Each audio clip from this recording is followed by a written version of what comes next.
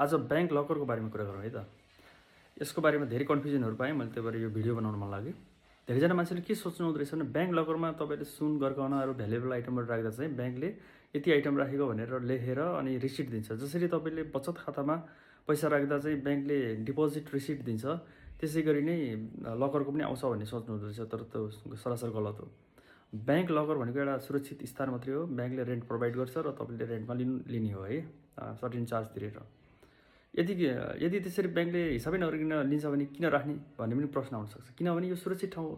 यहाँ ब्याङ्क पनि आफै गएर खोल्न पनि मिल्दैन र तपाईँ मात्रै गएर पनि खोल्न मिल्दैन। यो दुवैजना राख्ने मान्छे र ब्याङ्कको मान्छे उपस्थित हुनुपर्छ र यसमा मल्टिलेयर अफ सेक्युरिटी हुन्छ र सेक्युरिटीको उपायलाई चाहिँ विविधीकरण गरेको हुन्छ। इजिली ब्रेकेबल हुँदैन, इजिली अनअथराइज एक्सेस हुँदैन। त्यो भएर मोस्ट अफ दि मान्छेहरूले चाहिँ लकर प्रयोग गर्नुहुन्छ है। यदि तपाईँलाई यो जानकारीमूलक लाग्यो भने चाहिँ सेयर गर्नुहोला र फलो पनि गर्नुहोला। हस् त, धन्यवाद।